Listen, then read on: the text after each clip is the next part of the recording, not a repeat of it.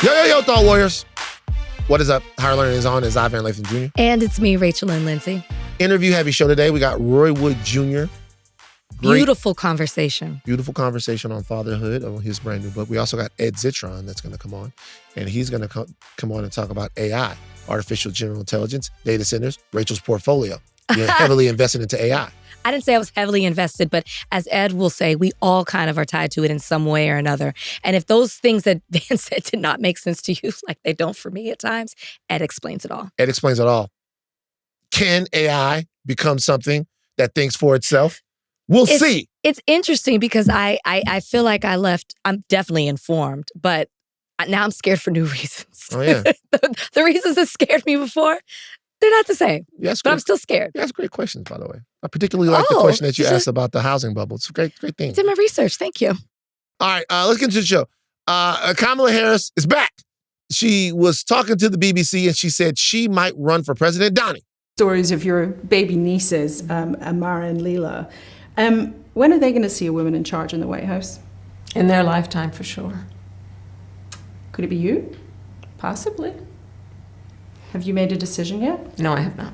But you say in your book, I'm not done. That is correct. I am not done. I have lived my entire career a life of service, and it's in my bones. And there are many ways to serve. I've not decided yet what I will do in the future beyond what I am doing right now. Okay. Kamala Harris hints that she might run for president again. Mm-hmm. Is that something that excites you, Rachel? I can't really look at it that way. Okay. I don't look at it as a way that excites me. I think that Kamala Harris has to answer the question in this way. She has to keep the door open. She has to let it be known that there's some sort of possibility. I don't think that she will run. I really don't. But I understand why she would want to, and I feel bad for her. And I've explained that before when we were talking about her book, 107 Days. I feel bad for the position that she's been placed in. Yes, she tried to run before, didn't work. She became the vice president. Then they put her in an impossible situation pretty much for her run for the presidency. And as a person who's been successful in every time she's run, she's been successful when you look at her political career. And then to be placed in this position when she was running for president, she really didn't have a full, fair shot. So I understand why the competitor in her would want to run again. I really do. But the position that she's in right now, I hope she's not done. Let me just say that. I do hope that she's not done as far as wanting to be involved in politics. I have a hard time seeing how it would work for her for running for president, because even right now, she's doing the media runs. She's talking about her book. She's talking about the past, where I feel like the American public is and what they want from their politicians is kind of like, what are you doing moving forward? And when you have somebody who possibly is running, as Gavin Newsom now said, he would be lying if he said he's not considering it did he say after the midterms? Maybe after the midterms, I think he said.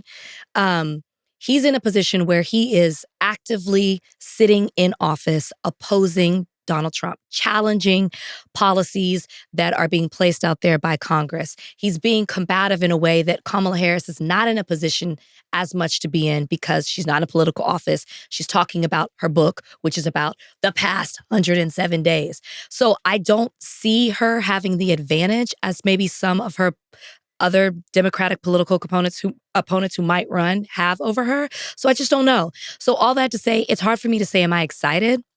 I will answer it by saying I want to see her always involved in politics because I appreciate what Kamala Harris stands for, what she represents, and how she has fought for the people and dedicated her life to public service for majority of her life. So I want that in a politician. I just don't know where it is for her, and it's hard for me to see that in the presidency.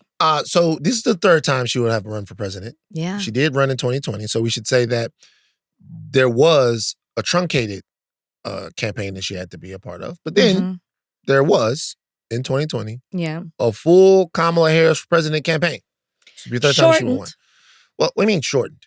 In 2020? Oh, sorry. I'm sorry. Yeah, no. Sorry, it was a full... So her ability to run and get people galvanized, it's obviously going to be different now than it was then because she's been vice president for a long time. I like Vice President Harris. Yes. I like her. Okay? Here's the deal. What you're saying is very important, and the reality is this. Kamala Harris has got to give the American people a reason to vote for her. She has got to give the American people a reason to vote for her. And she has to figure out a way, in my opinion, I'm not giving political advice, goddamn ex-vice president, but there are still things that I see the administration or people from the administration. We're having Karine Jean-Pierre on the show pretty soon. Mm-hmm. I watched Karine Jean-Pierre get asked directly by Eamon about the situation in Gaza, the genocide that the Biden administration rubber stamped and couldn't put any distance between themselves in. And Kamala Harris, while she was running, seemed not to be able to reconcile the concerns that people had about our foreign policy in that particular instance and what a future with her as president would look like. Karine was a part of that too, and she talked about that with Eamon, and the question seemed sincere and the answer seemed like politicking. Why am I bringing that up? I'm bringing that up because there are questions that a large portion of the American public is going to ask about the future leader of this country that people must be prepared to answer. I'll say something. We had Gavin Newsom here, the AIPAC question that ended up going everywhere. That question helps him. Because he asked that question on higher learning. You have the interesting answer, right? That is, and no disrespect to our platform, a relatively low leverage place for him to come here and completely fuck that answer. Because he will be asked that question again on a larger platform by $1 million trillion platform. And he will have to have an answer that speaks to the concerns of a lot of people. Not just on that, on affordability, on the environment, on all kinds of things. And people want a vision for the future. All it is to be said that if Vice President Harris is going to run, to your point, it is time to think about and address the actual issues and actual problems that Americans care about. This is not me being hypercritical of her. This is me saying if, in fact, she is going to use her inordinate skill to become the president or to affect, forget about becoming the president, to affect American politics, to affect the political reality in America, then it might be time to kind of move away. Everybody's writing books. Joe Biden has a book coming out. Karine Jean-Pierre has a book coming out. Kamala Harris has a book that's out. Everybody's writing books. I get it. Everyone is free to write all the books they can. But when you are inside the bookstore on your book tour, outside on the street, people are being kidnapped and put into cars. Now, wouldn't happen if Kamala Harris was the president. That's fair for her to say. I gave you an alternative. You picked the wrong one. That's true. 100% true, guys. She gave you an alternative. You picked the wrong one, but we're here now. So we want to know how we're going to get out of it, and we want to know what you have to say and what you have to give to the American people as a way out of it. And we want moral clarity on some issues that it did not seem like the administration or the Democrats themselves had moral clarity on. So, am I excited? I'm excited. I'll answer for myself. If she's back in the fight, I'm into it. I'm into it. Sure, I'm curious. If she's back in the fight, I'm into it. But they got to switch up. Can't do it the same way as last time. I personally don't feel like, I still do not believe that this current crop of Democrats that's running, and that's all of them, Vice President Harris out of it, that's all of them. I don't think they understand what kind of electorate that they're speaking to. I still don't think they get it. They're not getting it. I still hear the same shit. You think Gavin Newsom? Yeah. Okay. For as much heavy shit as Gavin talked, for as much stuff as I see him, brilliant interview that he just did on All of the Smoke. I still don't think they're getting it. The Democrats aren't getting it. They're dragging their feet. Actually not dragging their feet, they're dragging their knuckles. Because I don't think they're not understanding. Gavin is fighting. He's doing what he can. Like Prop But you 50, mean as maybe as a whole? just rhetorically, they're not getting it. They're not getting through the insulation to really get to the thing. They're not getting it. Something's happening. I think that's a good segue into the next topic, which is Hakeem Jeffries. He endorsed Zohran Mamdani in a way. Exactly. He basically said, he gave a statement to the New York Times. He said, Zohran Mamdani has relentlessly focused on addressing the affordability crisis and explicitly committed to being mayor for all New Yorkers, including those who do not support his candidacy. In that spirit, I support him and the entire citywide Democratic ticket in the general election. The election is next week. This was, I think, last week that he did this. So just at the end there, he gets in and gives his endorsement. Yeah. Is this, this is a day before early voting began. Which he promised he'd do. Is this endorsement meaningful to you? No, it's meaningful that, fine, he did it. I'll acknowledge that. But is it, I guess, like truly meaningful? Like, oh, Hakeem Jeffries is like really behind Mamdani and what he represents? No. And I mean, I think he even said that. He talks about like there are things that they agree on. There are things that they don't agree on. But as he said, I endorse the Democratic ticket. He did not say, I endorse Mamdani specifically. And I think that your answer lies in there. Hakeem Jeffries is New York. It's a strategic move for him. He totally recognizes what would happen in the long run should he not support Mamdani. There's a growing movement within the Democratic Party, but particularly in the city of New York. And you can see that with the way that Mamdani won the ticket in the primary. And so I think that for him, he has to do that in order to solidify his place. Should he become the Speaker of the House to get support within the Democratic Party as a whole? Should he continue to run? He needs to show unity in a sense. So as he said, it's the ticket, not the person, not particularly his policies. So, a lot of people, they ask me, they go, Van, what happened to you being a Democrat? Why aren't you a Democrat? Mm-hmm. And they think that me not being a Democrat is a specific criticism of the Democratic Party, which it is, but at the same time, it's not. The reason why I am not a Democrat is because I don't believe in political parties, period. And stuff like this is one reason why. Political parties are something other to me than what I am, what I view as useful community. Because what political parties have is they have, to me, a superseding set of priorities. And those priorities have to do with stuff that they've done for each other. Like, they have loyalty to each other based upon the fact that within the party, they have a working relationship with this person, and I clerked with this person, and I came up under this person, and this person was good to me, and this person is great, and this person's been doing this. So when they fight, a lot of times they fight for the people that they have political allegiances to and personal relationships with, rather than think about what's good for the people that are in their constituents, those people's constituencies. And sometimes they might feel like that person that they're fighting for, or that entity or that thing, is actually the thing that's best for those people. But even their thinking of that, to me, is clouded by the relationships that they have, right? So if I was to look at Nancy Pelosi or Rep. Waters respectfully when I say these people's names, particularly the Black people, respectfully as I say the name of Maxine Waters or of Jim Clyburn, respectfully, with the highest degree of respect to those Black elders that have done so much.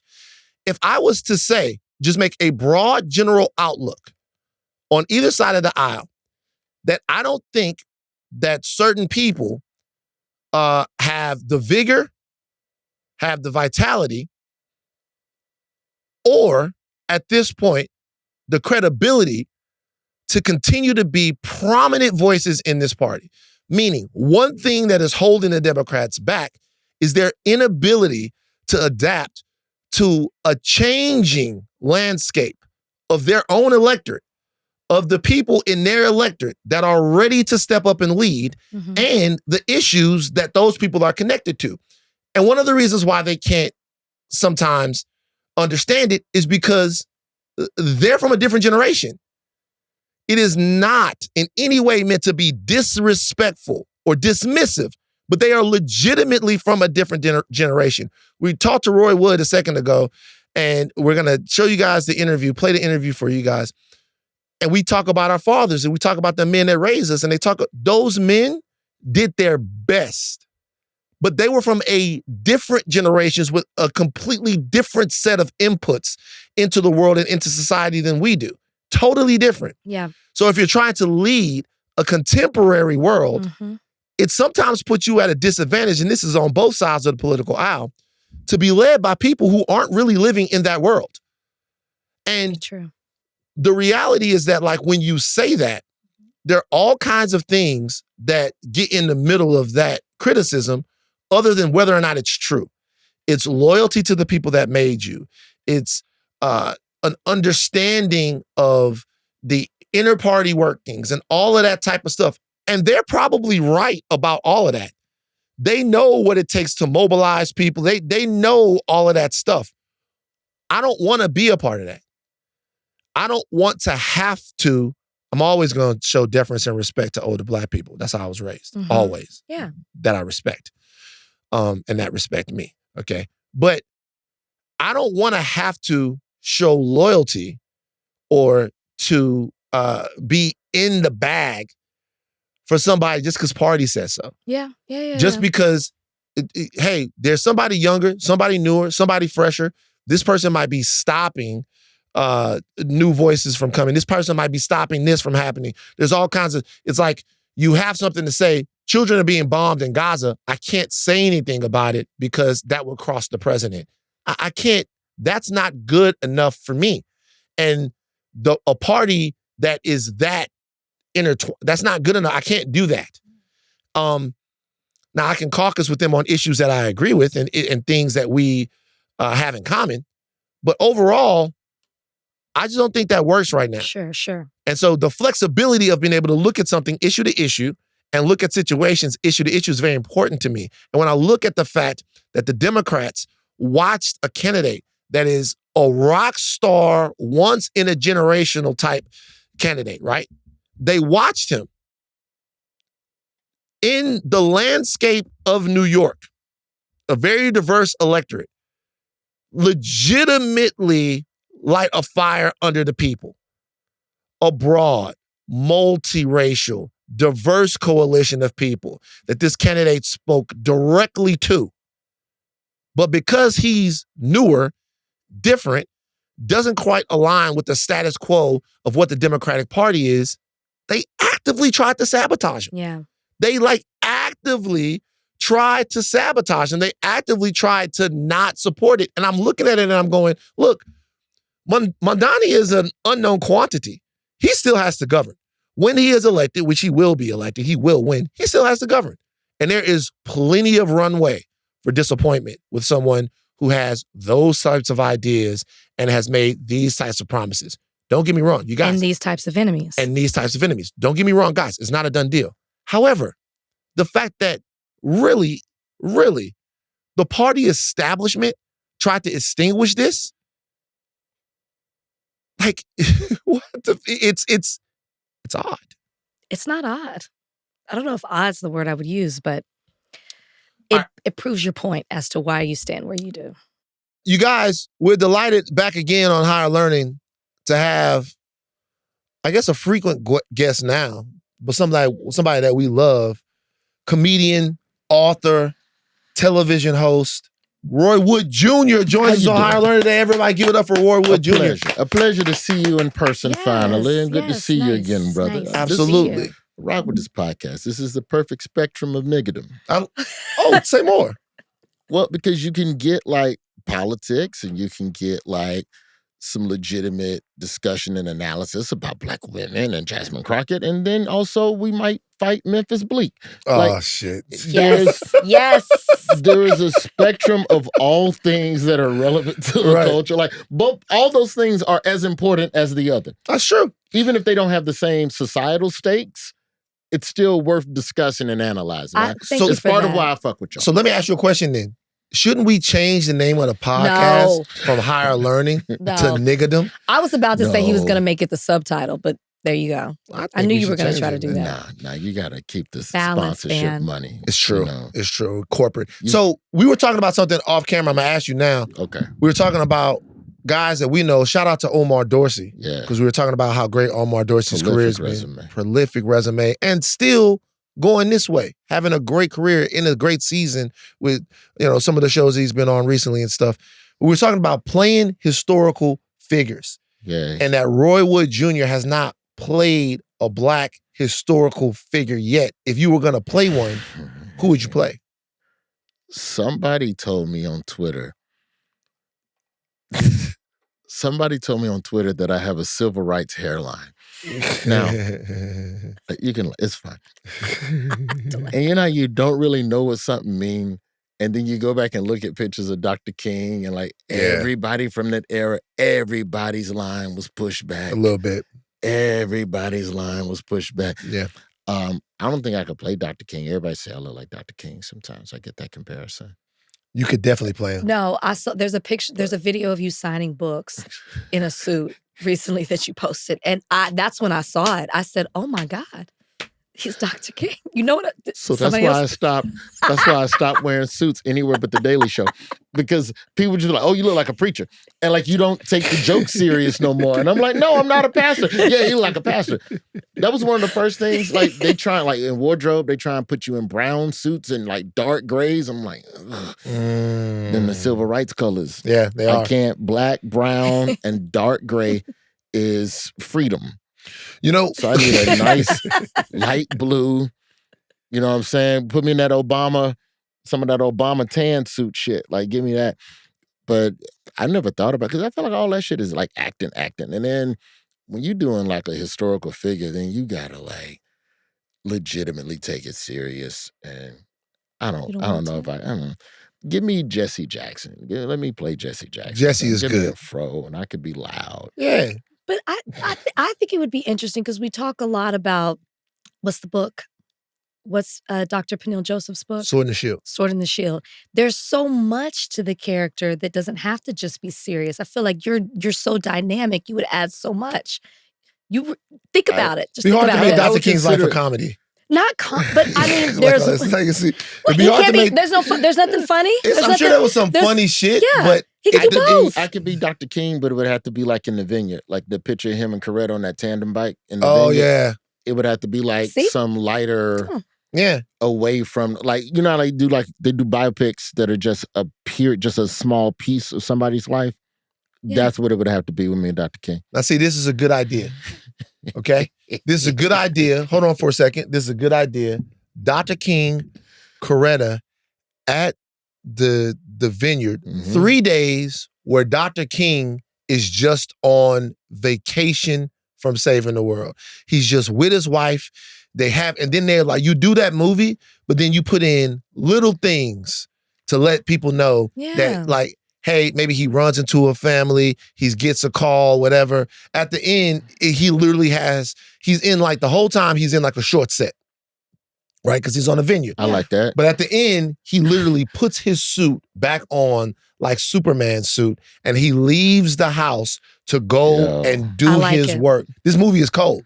I like this is a cold movie. And there's a telegram near the end. Dr. King, we need you in Memphis. We need you in Memphis. Did you hear the voice? Yeah. Did you hear the voice? He went right into it. We figured this out. By the way, this is the type of movies. This is the type of movies they used to make. There could be a scene where Dr. King and Coretta have an argument. With Barack and Michelle, they kind of did something they the love did, story. The love I'd love story. to see a different side of it. It's all done. Right. You have a new book out. Yeah. The Man of Many Fathers. Yes, sir. Life Lessons Disguised as a Memoir. Hell of a title. Man. Tell people the thrust behind writing this book. Pops died when I was 16. And when I had my son 9 years ago, you start going through what type of values do you want to pass on to your kid. And then you start thinking, all right, well, where did I get them values from? And then you realize you didn't get a lot of them from your pops because he just wasn't. And even when he was, I'm my mama's only child. I'm the 9th of 11 kids. So you can understand the type of house that I came up in. Pops wasn't there every day. So you start looking at these stories, and I started just realizing as I made a list of folks, bro, that I learned so much from so many random people and dope people and folks I'll never see again, folks that's dead and gone. It's like, this makes sense to pass on to my son in case I die soon. And I don't know, it's probably a little bit of paranoia too. I did Finding Your Roots, and I found out my pops lost his dad when he was 4. He got disappeared in Georgia in the 30s, in the 1930s. So you already know what that was. So the idea of, if I'm gone for whatever reason before he and I are old enough to have, talk about some real shit, let me just put some of my values on paper for you, man. And just read that. And then the more I thought about that, I was like, all right, this could be a book. This might be something I could venture into, like making a one-man show at some point or grow it down the road. But I just think when we think about masculinity, the idea that it all is supposed to come from one place, it don't. Back home in Birmingham, I worked with some mentorship programs, and the thing that I peeped was that a lot of moments of wisdom that are passed on from elders to the youngins is microscopic. It's not some structured program or whatever. So when I really started thinking about that, I was like, oh, okay, well, that time I worked day labor in South Carolina, that coworker that was on cocaine, that pimp in New Jersey, there's all these just weird, interesting ass people, man. And racist U.S. Marshals, like you name it, as odd as it is, you can get a lesson sometimes in the worst of moments as well. So that's what made me put it together, man.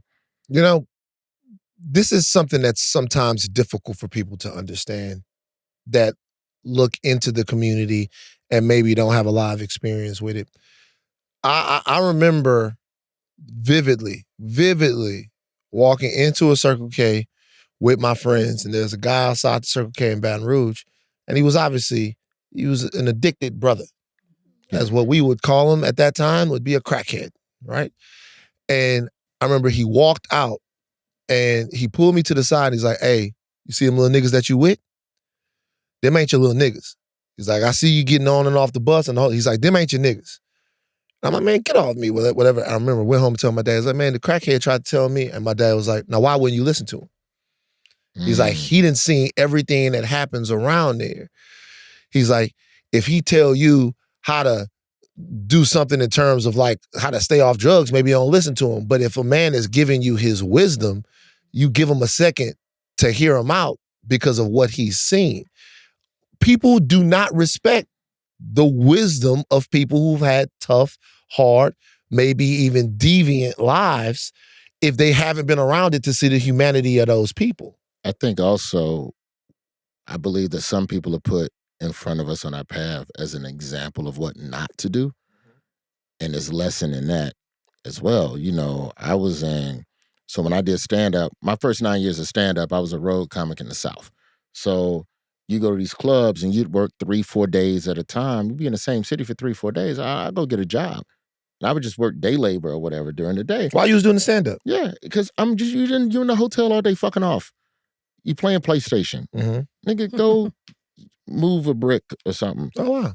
Not cocaine. You know what I mean. Okay. No, you said it. Mason. No, okay, but you said day labor my ass. All right, well, you said it. I know you. Now we see that. I'm glad that your front worked out for you and you're a comic now. Bro, we was at this Quick Creek factory. It's a Quick Creek factory in Columbia, South Carolina, and it's the hardest I've ever worked. Like the physical, like 20-pound bags of dry cement, and you picking them up off a conveyor belt, stacking them on a forklift pallet so the forklift take it to the truck, and you just left or right all day, 8 hours, 95 degrees, and I'm working there with just an older dude, and I'm 21.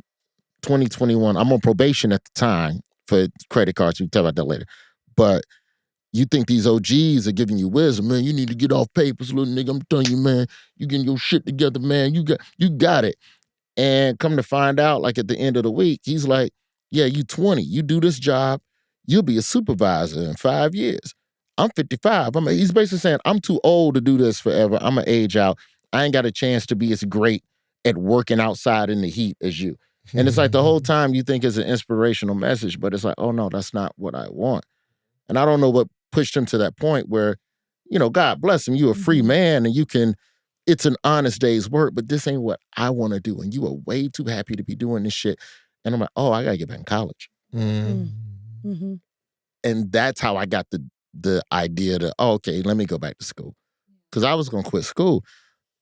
Not my mama, the educator who been in college 30, 40 years. She couldn't talk me into going back to school. Not the old coworker, not you the had to old pick up some ball bags coach. of concrete.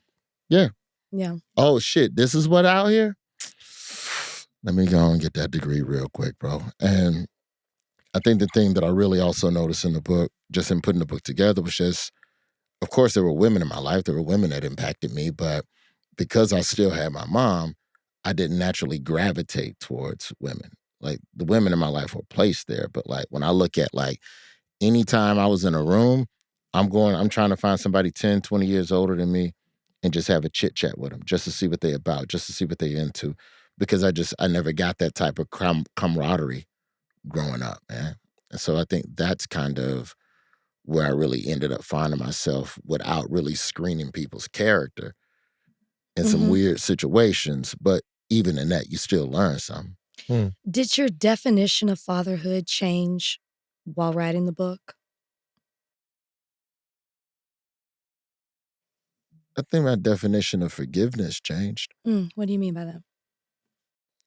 Because I think you grow up, everybody had a parent and you wish you got something different from that parent, right? And this idea of, I knew what kind of father I wanted to be. I want to be present. So how can I work and construct my life in a way where I'm not on the road? Because I've opened for the comics who do 45 weekends a year. And I'm talking 4 or 5 day weeks. And I done seen cats bringing their kids with them to the club because they ain't got custody and they ain't got no babysitter, whatever. So I knew I wanted to be present because my pops wasn't always that. But I think you act as a parent sometimes out of resentment to what you didn't get. I think it's two types of parents. You either be what you wish you had or you be what you got because it worked out for you, right? So I'm gonna be everything. We gonna play catch and we gonna do and you almost want to erase that part of your childhood, but then you look up and realize, all right, for me to be the best version of myself to him, I have to know who I am. And to know who I am, I have to know who he is. So I have to do the homework on that. I got to go talk to family members. I got lucky because I got to do Finding Your Roots, and it taught me a lot. You lose your pops, and then they have census data. My dad had no other head of household, no other male head of household ever after that. You in Chicago on the rough side of town with a single mom, and then you get hit by a car arguing over a girl who just broke up with you. Now you cripple the rest of your life. Well, how would that inform how you treat women? How would that inform how you even see love, your self-esteem? And no man there to build it up. And you got hit by that car at 13, which is when you need that level of self-esteem and somebody to be your backbone. So I don't feel like he had all of that. So it reconstituted what I felt like I didn't always get. So I can't be mad no more. I got to sit and look at this man and go, all right, what's the best part to him and what parts are like him or like me that I respect, and how can I best infuse those and bring those out in my son? What are the tools I can use to bring that out? I ain't saying that you got to forgive your parents, but it's still good parts of them.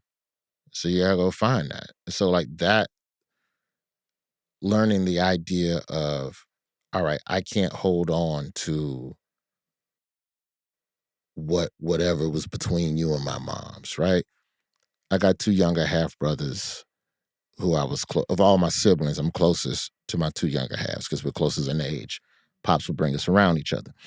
So if I got my son, right, and I know, all right, he's got to see love and his relationship, how he treats women will start with how he sees me treat women.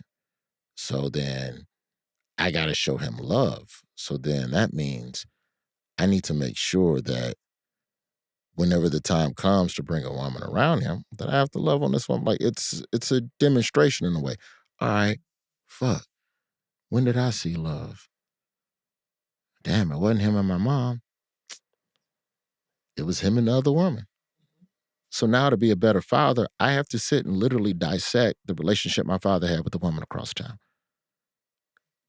Now I got to call my 2 younger brothers and literally be like, yo, what was Pops like when he was at your house? Because even if you look at the way that my 2 younger brothers, their approaches to women is way different. Their approach to dating is different from mine.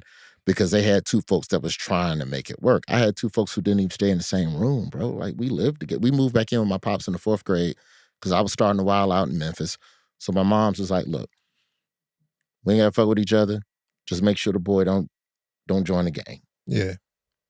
You mind your business, I mind my business. I'm going to save this money. I'm going to go to law school. I'm going to move out. Cool.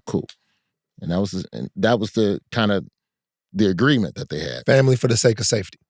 Yeah, 1,000%. And she was right to do so. We was wild in Memphis, bro. Like I was a latchkey kid. My mom ain't come home till 8:00.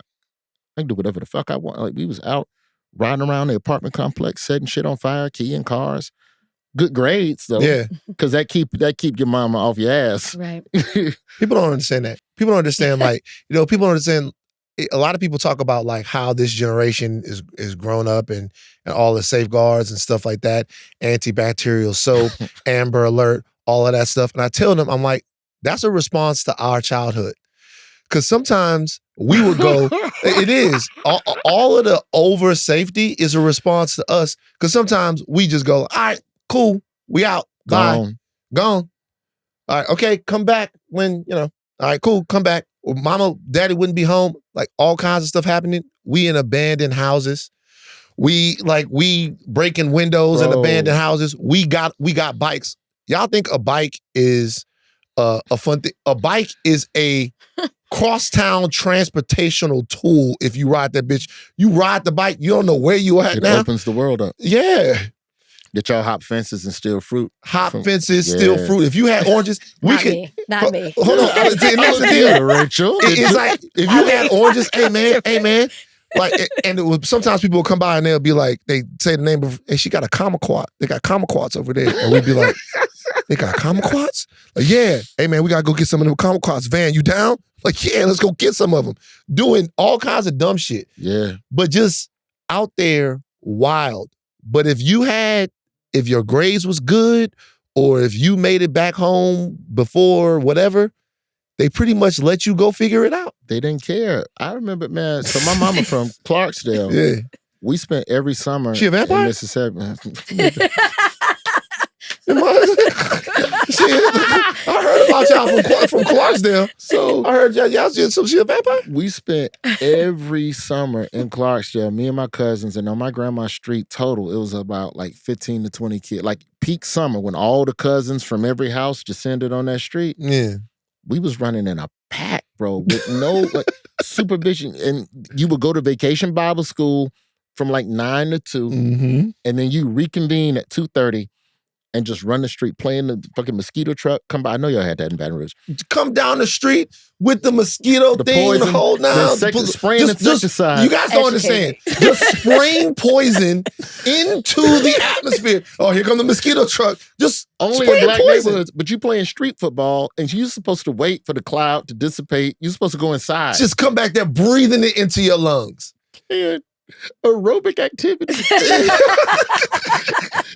You playing football in the street on the concrete, by the way, in a poison cloud. And this is a story I've never heard you tell. Sideline. Have you? What you talking about? The mosquito truck? Have you told the story before? Oh, but I wouldn't talk about the mosquito truck. But yeah, the mosquito truck come down the thing. Straight poison. Playing the flood into the water. atmosphere. Like you just didn't know. Like, and that was freedom, man. That shit was amazing, bro. Like it really was. And it's like you look at that type of childhood and then you try to figure out what you want to have. Like I live in New York. I'm raising a city kid. I'm from Alabama. I don't know what I'm doing. Like I don't know. It's times where I don't know if I'm stunting my son or not. You 4th grade and you'll ride the subway with me, but then we'll be on the subway and I'll see like a 2nd grader just, it'd be like they traveling like a pack of 3 or 4. Like you're gonna have to kidnap all of them if you're just gonna steal them. But I'd be like, damn, should he be riding the subway? by himself in second grade. I just don't trust this world. Like, it's just a different world. Like, kidnapping used to be a van. Now they talking about trafficking and your kid be overseas on some Liam Neeson taking shit. And I could have been there with him because I was too lazy to get up out the bed that morning and walk with him to the train. Nah, man, I'm going to be on your hip. No. I'm just thinking about what you're saying. This is what terrifies me of wanting to have children. No, seriously. But no, go ahead, ask your question. But I'm just listening to what you're saying, and I'm like... I can talk about the childhood thing because for a long time, but because, sometimes I look back and I look at how hard my father and my mother were on me. It was just because the margin for error was so, like, every once in a while, you just lost a kid. They just lost one. It was like a part of it. Yeah. Like every once in a while, something would go wrong. Like death was around everything. I want to ask you something specifically before. Your father passed away, you were 16. My father passed away, I was 41. Like 4 years ago, he passed away. Sometimes for me, it feels like it's a lot easier to be in conversation with his ghost. What I mean by that is, like, there were things that I could have asked my father and exploration about my life, about his life, that I could have asked him about when he was alive, that he would have never granted me access to. He would have never been forthright or come clean about certain things. Yeah. He would have never had conversations with me about certain things. He would have tried to protect his version or the version of himself that he showed to me. That generation always. But now that he's gone, I can learn who he really is. And that kind of reminds me, I can have conversations about people and they can look at me and they can be like, well, man, your father was, and they can tell me, or I can go talk to his children that he had, that I did not know he had, or I can get stories about his life. My dad used to tell me about how he was a 60-minute man, never came off the football field, and he was. And then you talk to Uncle Ray and he'd be like, well, man, your daddy couldn't run, right? Old lineman. And I'd be like, what? He'd be like, well, son, your father was out there and he had a lot of wiggle, but your daddy was slow. And I'd be like, what? Called your daddy Natron mean. Yeah, exactly. He's like, he could make that baseball dance. He was a college athlete, but your daddy couldn't run. And I'm like, and it's humanizing him for me. Yeah. Because it's making him into a person. And it seems like for you that you had to do that at a much earlier place in your life. And it maybe changed your relationship to men, to fatherhood, to male guidance and all of that. Yeah, I mean, I went through rage for a while. Like, the one thing I could do, I didn't go by Roy Wood Jr. to my senior year of high school, because I knew it fucked with him. Because my pops took pride in the family name and his kids all over the city. And I have two older brothers who at the time were news anchors in the city. So the Wood name journalistically, my pops was a radio journalist and career going all the way back to the 50s, covering every struggle, war, you name it, hired Don Cornelius for his first media job before Soul Train. He's contributed to the culture in a number of ways. So he was highly respected. But because of the way you ran the house, and I didn't always respect the house, I'm talking shit you come home some nights and you and my mama get into it, so you just don't pay the gas bill. So ain't no heat for a day or two because you're just trying to prove a point.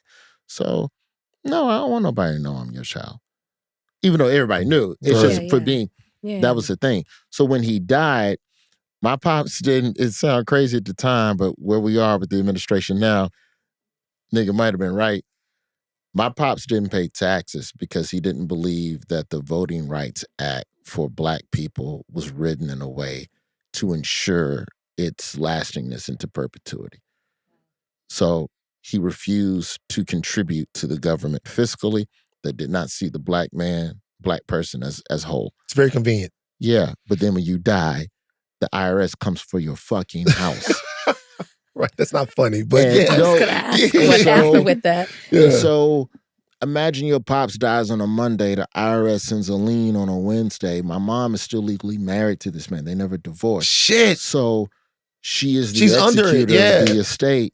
So now they coming for the house. But thank God you just got that law degree. So now you know how to drag this shit out. But in the meantime, he was the breadwinner. So now you gotta make money, bro. I'm in high school. I'm working 30 hours a week. I'm in my pop's room. He died that Monday. I went to school because, like, psychologically, I'm very much just push forward. They send me home from school at noon because it's weird because I'm at school. Right. And your daddy died today. So motherfucker go home. Right. I go to the attic. I find all my pop's old cameras. I used to ride around with my dad. He would thrift. He would pawn shop. He would buy stuff out the paper. He's a camera collector. So I knew all the spots. I knew all the dealers in town. And I rode around town selling my pop's cameras just to make sure we could make gas, we could make rent, we could make lights, we could make water between now and the end of the school year.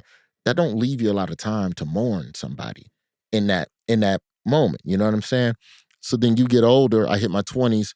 I started doing morning radio at the same station he had done news at. So now I'm on my I'm gonna eradicate your name mission. You know, I'm a B junior. I want them to know that I'm your son. I want to be better than you. I want to be colder than you. And I spent 10 years, and all that does is affirm that I'm him. And there's no getting larger than the man who did all of these things for the culture. I'm doing prank phone calls and parody songs. I'm not like, all right, our morning show did stuff in the community and we were very charitable and we raised money and we did a lot of dope shit for Black people. But if we're talking like the diaspora, like my pops covered the fucking Civil War in Zimbabwe, bro. What are you doing in Birmingham? Like, you're never gonna be bigger than that. So there became a period of accepting that, man.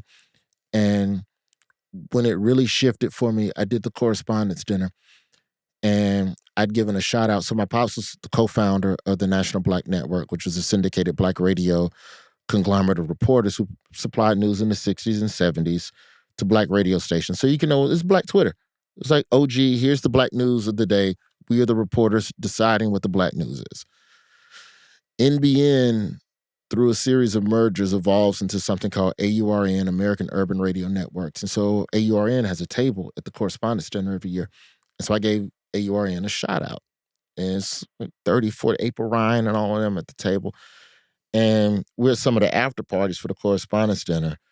And there's just random Black journalists coming up to me, telling me stories about my pops, giving them their first chance or their internship, or he gave them pointers. When my dad would travel for events, he would watch the local news anchors in that market, and if the Black ones, and then call them and give them critiques and tips and local reporters. And like, so those are the people coming back to me now, like with your 60-minute man story and going, you know, your dad said this about da-da-da, and journalism really should be this. And then they say that shit to me, and it's like my pops giving me advice from the grave, because it'd be, oh, damn, that is a cold-ass suggestion. All right. Damn, okay, all right, I need to do that. So it's the only way I can really talk to him is through other people. I mean, or Medium, and I ain't fucking with that, man. Did that help you maybe reconcile certain feelings you had? Like I've read before that, maybe I was listening to an interview where you talked about resentment that you may have had towards your father. And I know that the book deals with, obviously, and you've talked about it here, mortality, absence, but then hearing how he was present in so many other people's lives and what he meant to them. Did that help you maybe reconcile some feelings that you had? Because I was listening to you on Trevor Noah's podcast, which it's a great conversation the two of you have, but you talked about how he didn't really ask you questions about you. It was more so educating you on things that were happening in the community or life. And I'm just wondering, when you hear stories like that, when you see his influence, does that help you reconcile certain things? Quite a bit, actually, because part of it also, and I didn't know this till I talked to my mom after I wrote the book, because I didn't talk to my mom, and that was like the first chapter of the book is about my mom. It's hard to explain how my dad relates to me without putting some of my mama business on Front Street, right? And I did as respectful as I could. I think we're good. We still ain't had like a proper debrief, but I think we're good. But in talking with my mom, I found out, so my pops dies in 95. I find out about the cancer in, let's say, 93, right? But then I come to find out he knew about the cancer in 85. he told my mom in 85. She never told me. So if I'm dealing, and then I think about, all right, if I was with my son and you knew you have a finite amount of time. Oh, also my pops was old. My pops was 63 when I was born, 80 when he died. So by the time I moved to Birmingham, he in his 70s, he got cancer. Yeah.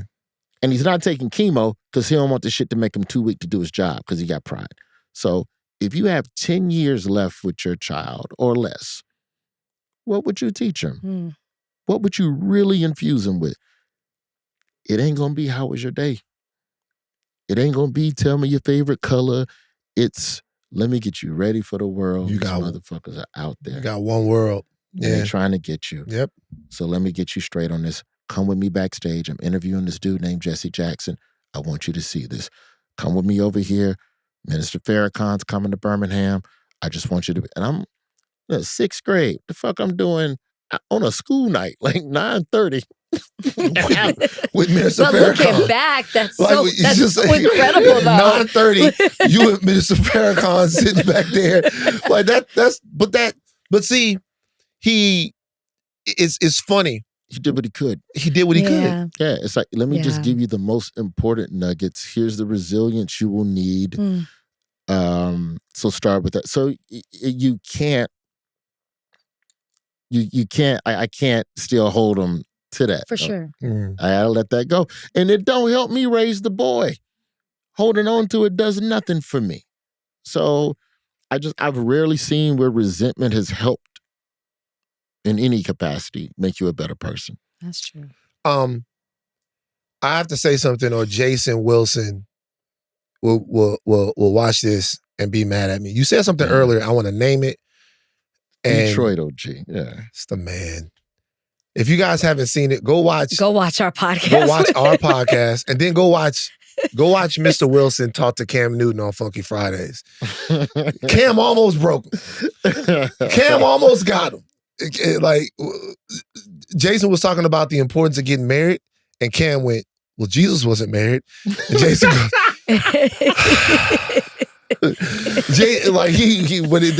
but I gotta say something. You said earlier that you that you were doing prank phone calls and all of that stuff. Yeah. You know you mean more to us than that, right? Absolutely. I'm just saying at that time. I know. So that like everything, like the investment that your father put into you, like we're cashing it in, and we appreciate your dad and we appreciate you. I appreciate it, man. In a lot of ways, I became him. He did news commentary. He did news stories. He took calls from the community. Like my last 10 years of stand-up and Daily Show stories. It's all stuff he would have covered. Right.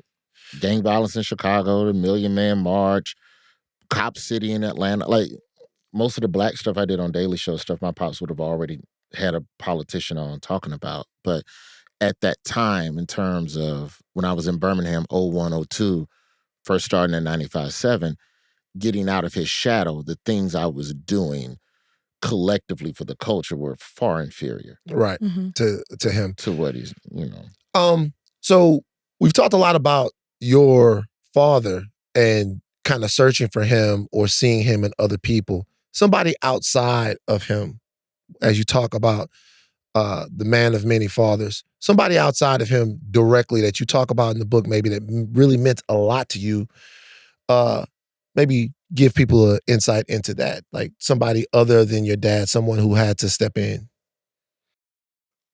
I think that I think a lot of people, it's like, because the stories aren't always inspiring, right? But okay, give us one. What did I learn? Like, what is and to me is when I worked at Golden Corral, bro. Like, it really, but let me set the scene though. Okay. I'm suspended from college.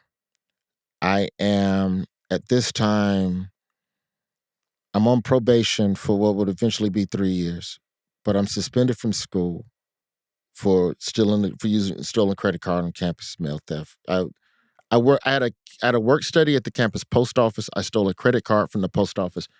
I took it and I bought clothes. I sold the clothes on campus. That's what I'm talking about. I was the plug. Okay, that's what I'm talking about. Shout out to my home. You know who you are.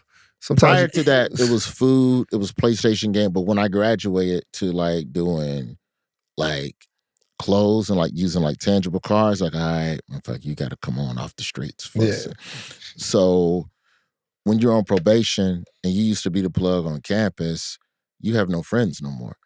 And then, when you get arrested, well, I don't know if y'all know, but when you get arrested, they show you a mugshot book of other people they building cases on, and they trying to get you to roll. I don't. Brought you some McDonald's? Mm-hmm. Brought you some McDonald's? But they tried. It was Miami Subs at the time. Right? It's Tallahassee. But I go, okay, well, I'm not snitching on them, but like I've already confessed to my shit, so there's no reason for me to snitch. But it's they basically show me a book of everybody I was already kicking it with. All right, but now you have no friends. So now you're in school, you have no friends. I'm doing stand-up on the road. I'm 19, performing with 40-year-olds. I ain't got nothing in common with them. Or I'm doing open mics. So you riding a Greyhound, you're alone. Everything is isolation. And then I get back in school that fall.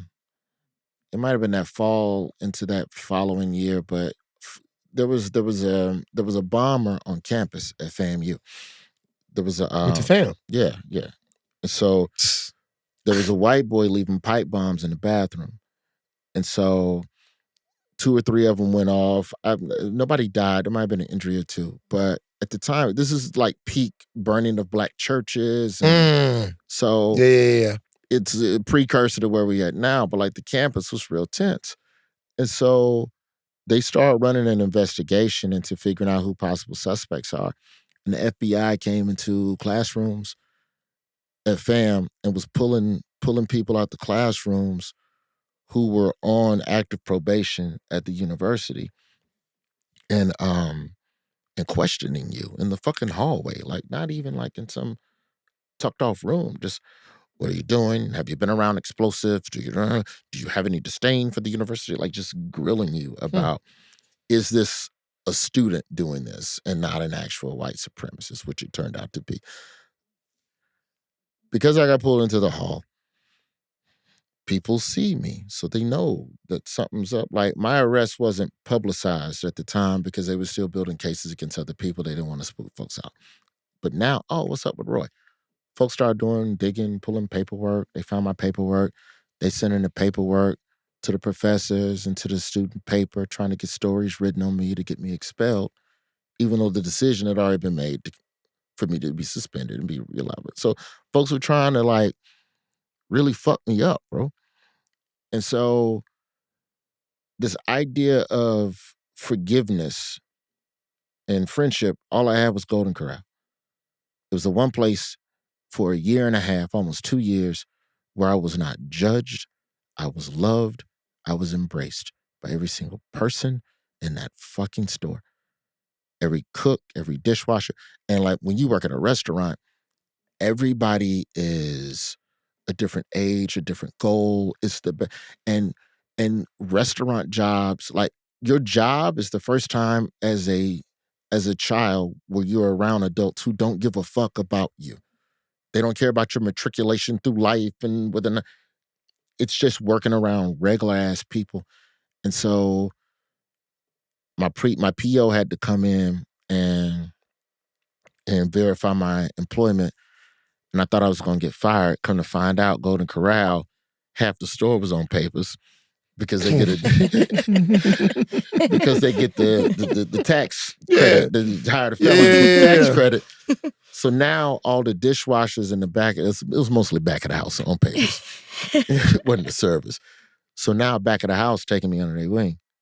It's not the OGs back there. They like, little nigga, I'm gonna look out for you, little nigga. And so it was a dude back there I call Big Mix. And so Mix had been on papers for a while for all types of just wild and guns and whatever. And that was like the one checks and balances outside of my PO, because your mama can't get through. Me and my mom weren't even talking for real during that time because I was doing stand-up and she didn't approve of it. And I'm like, look, if I make good grades, then let's just not talk. But Mix was like the one person that I felt, hey man, you need to do whatever you need to do. to not go back to jail because I don't know about you. I'm not going, almost like a sponsor, like a behavioral sponsor in a way. And so that became the place where I even thought that I had a place in society after getting arrested, because they shame you after you've done something wrong. They try to make it seem like you're disposable. And I'm at school, and I'll be fair to fam. I had teachers and stuff that show love and whatever, but it's just there was some fucking snakes in the grass that first semester when I got back in school. Shout out Rattlers. That who did not think I deserved a second chance because of the mistake that I made. So you have that. You ain't really talking to your mom. You have no friends no more. Your roommates are co-defendants. Golden Corral. Damn. You still talk to anybody from Golden Corral? Yeah, I still talk to some of the servers. Oh, I love that. I still talk to some of the servers. We'll check in like every now and then, but this cat Mix was just so headstrong about not going back to jail that he was the encouragement to everybody else in the building to make better choices. Always make better choices. You can make better choices. I'm telling you, man, don't let them crackers get you. Them crackers trying to get you, nigga. Don't you let them crackers get you. Died in a shootout with the Tallahassee police. Damn. A couple years later. And so, you think about the idea of when somebody say I ain't going back to jail, and you just think it's this proclamation of better living, but it also could be on that maniacal side where you're not taking, we're just like, well, what the fuck is prison? If you would rather die in a shootout than go back to prison. And so like that was like the turn of, all right, let me do this comedy right. Let me do something that don't get me back in jail. And like that place, that store literally changed my faith in people, and it changed my trajectory career-wise. And it's just because everybody there was just helpful and warm and kind. Like it was the perfect job, bro. For that time period in my life, there was nowhere else where I got love or was embraced other than Golden Corral. And then the shout out to the FAMU grad students. Like once you get into, because the grad students didn't know I got arrested. What is that? I'm here for my Paquita and Brandy. I love y'all.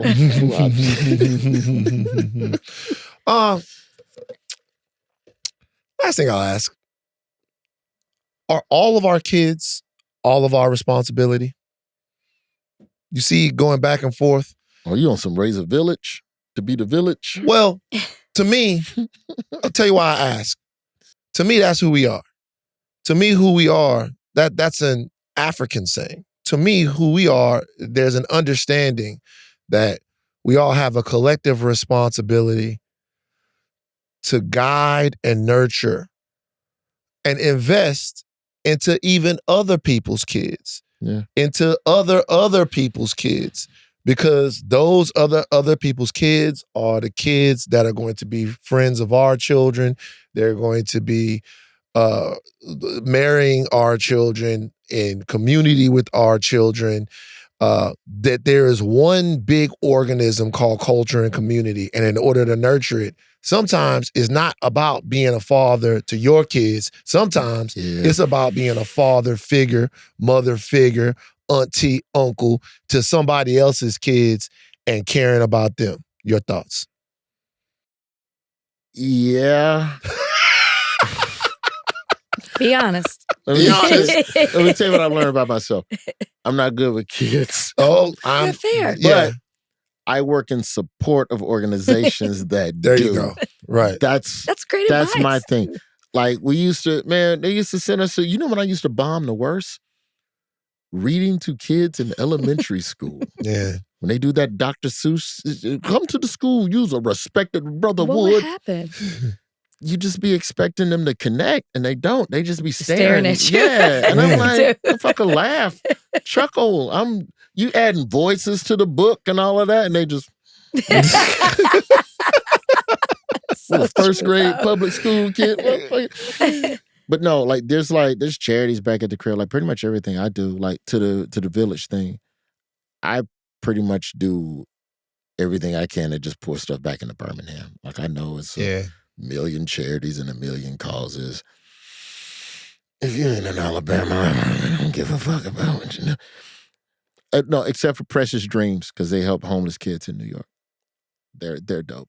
But like the idea of like supporting an organization that reaches children, that's my ministry. In sports, like I go back to Birmingham, like I'll do tricky shit like this where we hit a lick with Meta, and Meta had given us, this is a Daily Show thing or whatever, and they had sent like 5-6 VR headsets to the Daily Show. And I'm like, I know y'all not gonna use them.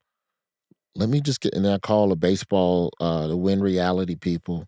Oh, I got that. I love that. That's just dope. I love that. So play baseball in the living room. So I played baseball growing up. And so my high school, the issue with my high school is that we don't have a field because we're in a weird side of town, the geography of it, whatever. So you lose 45 minutes every day in commute to a baseball field. Makes you less competitive.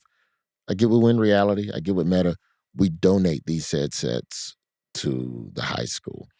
And then I try to be a fiscal booster every year because I really believe that athletics helps to keep kids off the street. Like that's what happened in Baltimore. They added more parks and more programs and the crime goes down. So to me, it's literacy and that, but in the one-to-one, what you talking about so on the village stuff. You did it again. The answer is yes, nigga. Yes, the answer is yes. All of our kids are all our responsibility, and you do it. But I know. But you give it headsets to the kids. The way he does it. I get it. But like Roy, I'm not doing humility. No mentorship program. I know. Can the kid be with you for 12 hours? No. But I like the way you answered it. I like the way you answered it too. There are other ways more than the direct that's that you're. But at the end of the day, just to let people know, Roy got a bunch of headsets, and the Win Reality is fantastic. I got the short bet, and Roy went, let me bless some kids with them because the kids need the headsets to help them in their development. So you're doing it. But I'm not talking to 5 12-year-olds on the train. I will say something to them in passing. Like, I also don't believe we should be scared of these kids because they're wilding because nobody's gave them guidance. But I'm also not going to go, oh, how your grades, young man? I'll come up and try to just be like, yo, what y'all listening to?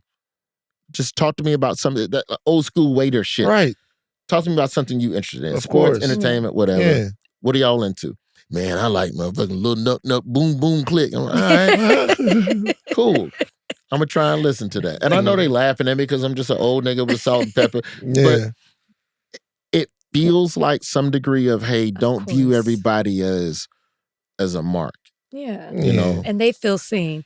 Before we let you go, I know you're a big baseball fan. Who are you picking to win the World Series? It's got to be Dodgers. Okay. Dodgers, the arms are too massive. Blake Snell, I don't want to get into analysis. Dodgers. All right. I just think they got the bats. Well, 6. All right. Toronto ain't no punk. I'm telling y'all right now. The bigger question is, does Kendrick show up to one up Drake showing up? He Toronto? He should. I just let you guys know that I really actually, to the Canadians out there, I didn't have no beef with the Canadians really until this series started. Because then I started to see how the Canadians is moving. You know, to me, it was a Kendrick Drake thing. Everybody else made it a Canada or America thing. But just the Canadians out there, I see how y'all moving. Fuck y'all. Well, it's a competition. Yeah, I get it. And so I'm telling y'all something I'm going to do. just because we brought this up. Luis out in front is a gigantic Dodger fan. Luis is a huge Dodger fan, huge. I was talking to Luis the barista out here, and I was like, "Yo, man, are you going to the game?" He goes, man, the price of those games is too big. Higher learning, we're gonna bless Luis. We're gonna send Luis to the World Series. Yeah, we gonna send Luis to the World Series. Me and Luis talk about baseball every day. Higher learning as a pod. We about to send Luis to the World Series. I asked him up there. I was like, "Would you go by yourself?" He was like, "Yeah." Because if I had to send Luis and somebody else to the World Series, we ain't doing that. Sure. But like we gonna send Luis to the World Series. Higher learning is gonna send him, and then Roy Ward Jr. is going to contribute? Is going to contribute to that. I will. I went to the Cubs World Series. I'm a Cubs fan. It's one of the most unforgettable experiences. I'll put 500. Well, wait, hang on. Which game? Whoa. Where you trying to sit him? 500 ain't shit. That ain't What? How much does it cost to go? Luis told me it was $850 for the cheapest ticket. Really? Yeah. I paid Cubs Game 7 in Cleveland, 15th row in the outfield. I paid $2,800. It's the only thing I don't rock a lot of jewelry on kicks. I don't own a car. That's your thing. Sports is I get it. May I make a suggestion on what game to buy the ticket for? Okay. Game 5, in case the Dodgers run the table at home, because I think this is a 2-3-2 series. So 2-3-2, yeah. So we got so game it's 5 tonight. could be a clinch. Yeah, okay. Yeah, you absolutely can make a suggestion. You putting 500 on it. Yeah, I mean, he'll have to. It's a higher learning thing. You don't put forces. We're definitely gonna say Luis. We'll see Luis. I feel good. We'll do it. If y'all vouch on the strength of y'all having me here, I appreciate it because I fuck with y'all and y'all have tried to have me. The scheduling's been weird. Yeah. No, we're happy to have you here. It. Thank you for coming here, especially in person. Yeah, yes, Damn. I like that. Thank you for coming. Roy, I want to let you know just one more time before you leave, man. You are, I hope you take this with you. You are one of the easiest people in this entire industry to root for. Like legitimately. Thank you, not when I say it, you challenge, you know, it's not safe. It's not, but you are one of the easiest people in this entire industry to root for.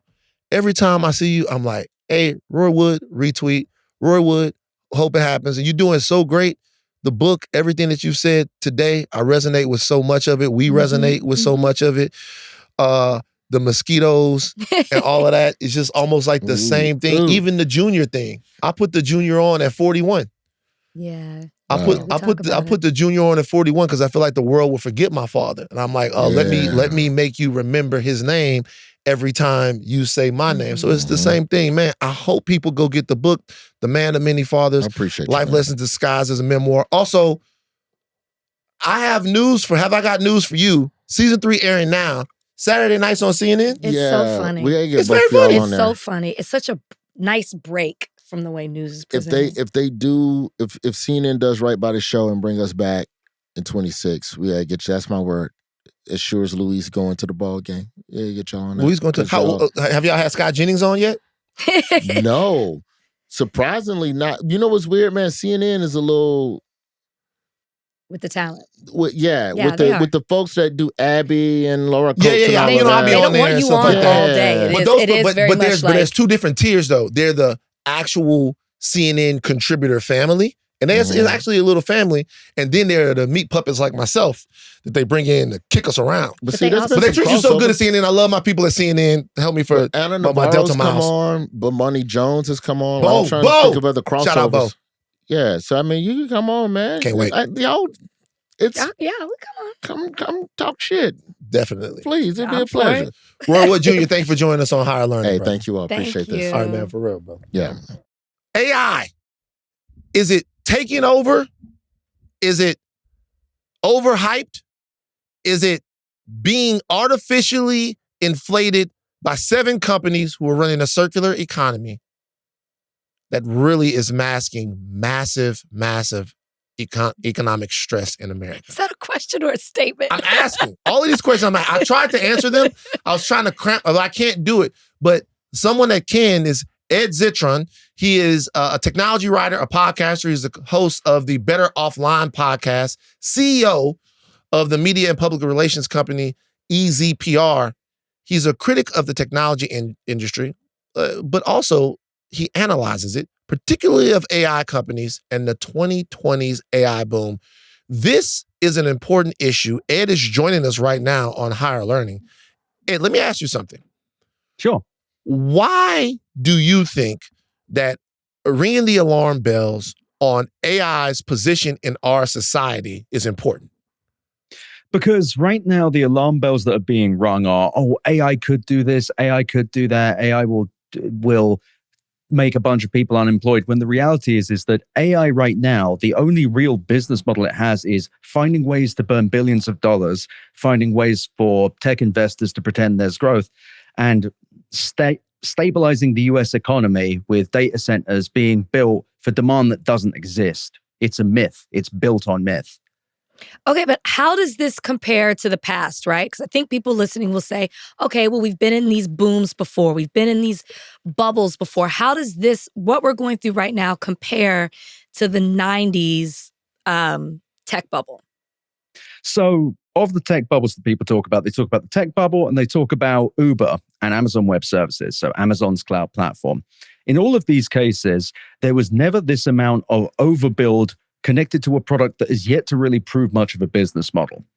And indeed, a lot, like I don't remember the previous bubbles just completely making stuff up. There, within the dot-com bubble, for example, it was all about getting people stuff that they ordered online. A proven business model. The problem is that a lot of these companies didn't really bother to charge for shipping, didn't do real infrastructure so they could ship things in an affordable way.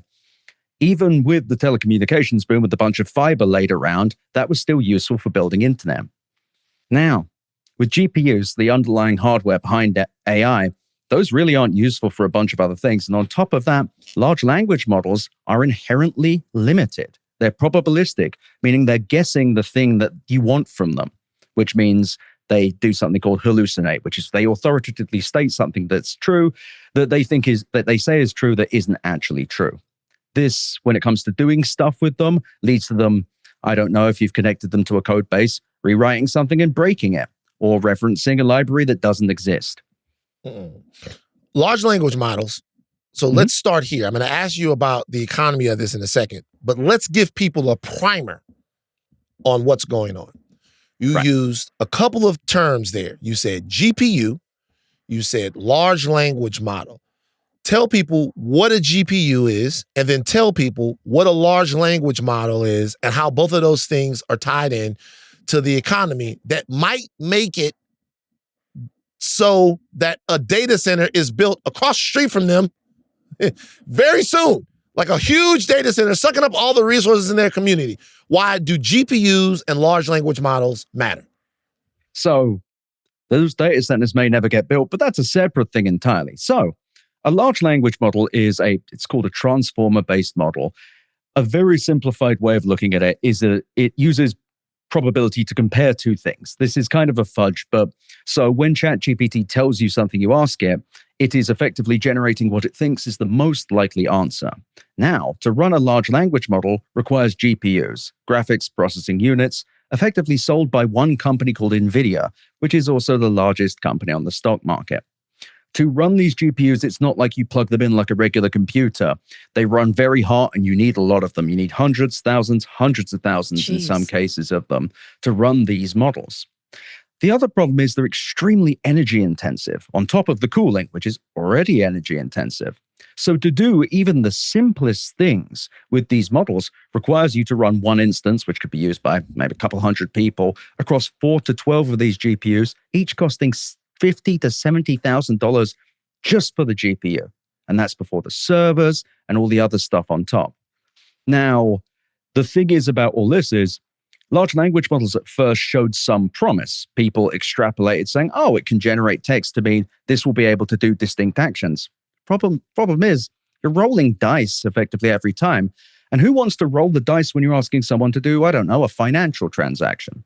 But nevertheless, all of this comes down to selling masses of GPUs and putting them in big, expensive data centers and hoping it works out.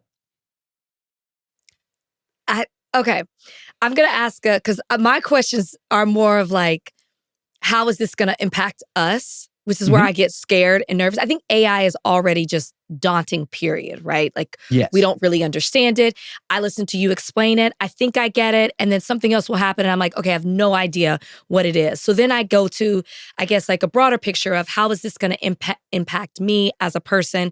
How is this going to affect the society I live in? And I think that's what a lot of people want to know. So when I guess going back to my original question is there any way that we are in the earlier moments of some sort of technical revolution, or are we already overextended and headed for some sort of crash? Great question.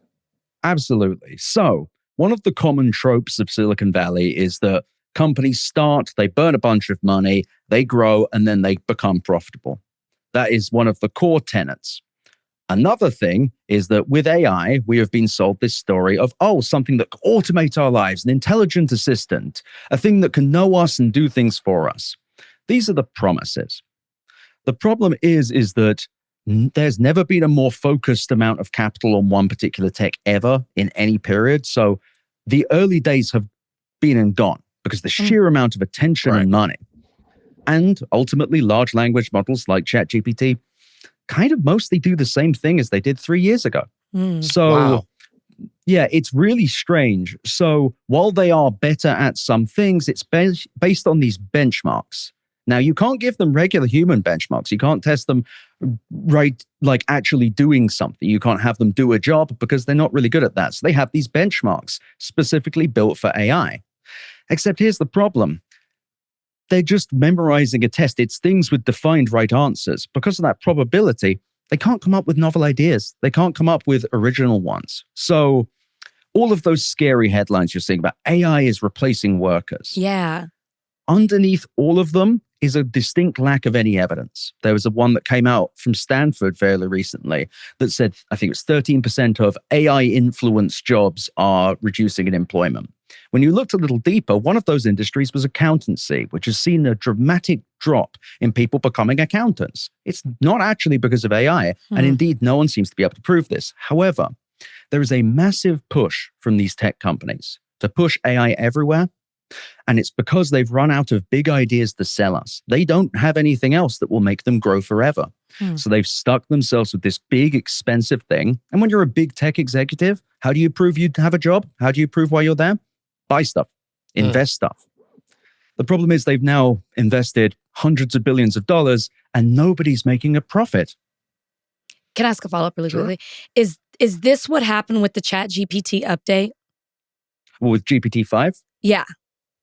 So that was really interesting. So I actually reported this out. So GPT-5 was talked up for years. You can go back to 2023 and there are people saying GPT-5 will control entire computer systems. It was very dramatic. Then it came out. It's kind of a damp one. Like no one was really excited about it. It didn't do a ton more. It was better at some things. But beneath the surface was this thing that people thought was amazing called the router. So when you'd ask it a question, it would go, this question here, this is quite good. I'm going to send this to a thinking model. So thinking is when you say, I want to do this, and it walks through the steps. More expensive too.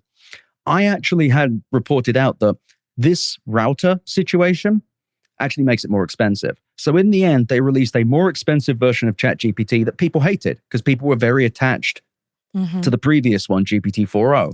I think GPT-5 in history is going to be the moment OpenAI was cooked. I think that's when people started really turning on this company. They should have gone earlier, but I'll take it. I'll ask you about artificial general intelligence in a second, because that's kind of the white whale that everybody is chasing to prove that AI can revolutionize society. But let's get into the economy of it real quick. Describe for people the Mag 7 AI companies and how they control the AI economy and how this is working, particularly here in the American stock market. So let's start with NVIDIA. Now, the reason, by the way, that NVIDIA is the only company really selling these GPUs, that's kind of changing, but not really, is because of a thing called CUDA, C-U-D-A. Not going to go into the depths of it, but it's basically how you make a graphics processor run computing operations. Sure, somebody will say it's more, but that's basically it. So NVIDIA has become the largest company on the stock market because really it is four of them, but the rest of the Magnificent Seven, to some extent, have been buying all of those GPUs. The Magnificent Seven made up, I think, 42% of NVIDIA's revenue. So you have this giant dependency building. And then you have the dirty little secret that none of them are making money on it.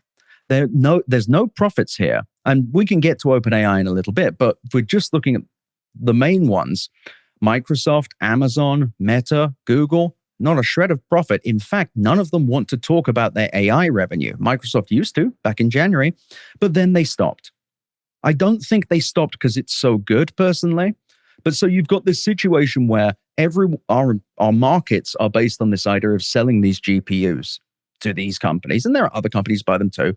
Number is going up so much. But the problem has become, where are the returns? Where are the returns on investment? Why is nobody talking about the wonderful things we can do with this? Why is no one talking about how much money they're making? And the answer is They're not. Every dollar they make, they're spending more than that. Where are their revenues coming from? So that's the thing. They do sell AI services, but they can't sell them at high enough prices to recoup the expenses. And even the customers they have don't really like it. Microsoft 365, so their big software package they sell, I think they have 440 million customers. It's the one that has Office and Word and all these things in it. And it's their big cash cow. They had tons of money. Of those 440 something million customers, they only in August had 8 million active users paying for Microsoft Copilot AI. That's pretty bad. Microsoft are the apex predator of software sales, and they can't even get that going. They stopped talking about AI revenue partially because of the $13 billion they're estimated to make this year, $10 billion of that is OpenAI's compute spend. So the money they spend to run all their operations. That money is, according to the information report this out last year, that compute is sold at cost. So Microsoft's just taking a bath, just a $10 billion bath. At best, they're just net zero, but they're probably losing more, especially with the tens of billions of dollars, $80 billion of capital expenditures, which is just money spent on stuff that they've done this year. It's weird because big tech is usually very boasty. They love to talk big. All the money we're making, all the money we're spending. But with AI, it's like, we couldn't possibly talk about that. Oh, it's too early. Oh, we're in the early days. That's an excuse because large language models are not really something that people will pay for at scale. So if this is their dirty little secret, which not disagreeing with you, then why are investors still investing in this? Because the markets are run by babies. It really is a very childlike thing when they say, because the companies right now, they're still profitable. Their margins are still good. They are showing growth every quarter. So the market sees this and says, this means AI is doing this. And indeed, you would see last quarter, and this week is earnings. Last quarter, Google, has never discussed their AI revenue. They had growth in general, not broken out in any way. And the multiple outlets said, oh, Google's AI bet pays off. There's no proof that that's the case. And so these companies, I think, are being invested in based on vibes. I know that sounds a little imprecise, but that really is it. Because otherwise, it really is scary because a lot of regular people's 401ks are tied up in this. And I read something where, the Mag 7 is 30% or something of the entire stock market. Yeah. And when you remove their returns, the stock market was in decline last year. We're in a recession, yeah. If you take all of the AI investment out, we're in a recession. We're essentially operating two different economies. One economy that is based on financial speculation and another economy that's contracting all over the country that this AI stuff cannot help. You said that these companies are profitable, but you said earlier AI wasn't profitable. It's kind of clear, square that circle for people. Tell people what you mean. Pardon me, I didn't make that point precisely enough. So Microsoft sells a bunch of stuff. Google sells a bunch of stuff. Google has Google search and the attached advertising. Prints billions of dollars of revenue. Amazon has Amazon.com, Amazon Web Services, where people can run their cloud applications. Right. Incredibly profitable businesses. So they can kind of bury the losses. Like, say you make $1,000 a week, but you lose $300 a week gambling. You still got $700, right? Right. And if all people are looking for is the top line number without wondering where that $300 went, just fine. These guys are just growing. Nothing's wrong here. The question that a lot of people would be asking, when you're gambling that $300, you're gambling hoping to win, right? Right. You're losing it, but you're hoping to win. What is Microsoft hoping to get out of AI? What is Google hoping to get out of AI? What is SoftBank hoping to get out of investments into AI? NVIDIA, they pushed them to the side because they're actually selling the GPUs. They're the ones right now that actually hope that the bubble never bursts because they're making money based upon selling an actual thing. And TSMC and all of these other companies that are the superconductor companies, this is good for them. This is replace the Xbox as stuff that actually uses the stuff that they make. But what is Microsoft, Google, and the rest of these companies that are burning their AI money? What are they hoping to get? Like, what's the white whale? So Like any end of relationship situation, it looked good at the beginning. When it was 2 years ago, they could say, wow, we've got to invest in these GPUs because it's getting exponentially better. They're also followers. They follow each other. They don't really have independent thoughts. Their thought was that large language models would continue improving to the point they could take distinct operations. That you could say, hey, Copilot, can you go build me a PowerPoint deck that includes these numbers? The problem is they're terrible at it. When it comes to actually doing things, when it comes to generating and summarizing, fine. When it comes to doing things, not so much, to the point that Microsoft, who has an exclusive right to use and sell OpenAI's models, stopped using them with Microsoft 365 in some cases because they couldn't work. They didn't work. They didn't generate the right PowerPoint slides. They're trying with Anthropic, but it's not much better. What they thought was that this was the ultimate cure-all. This would be the thing that would allow them to sell new cloud software things. They could add $30 a month onto 400 million people's bills. Wow, look at all the money. They thought that everybody was going to want AI compute, which they would sell through Azure. And they thought that ultimately their investment in OpenAI was going to lead them to being attached to the next Microsoft, to the next Google. When in reality, it's looking far more like they're the next Bear Stearns. I always get discouraged after these AI conversations. No, but there's no reason to get discouraged because I guess what Ed is saying is that our thoughts that artificial general intelligence would come along and take over the world. They don't seem to be well founded. Well, but there's investment in it, right? Yeah. Yeah. Oh, you got money in AI. Everyone does. Thank you. Everybody, yeah. No, everyone's 401ks. So let me ask you this: Sure. do you believe we're in a bubble? Absolutely. Okay.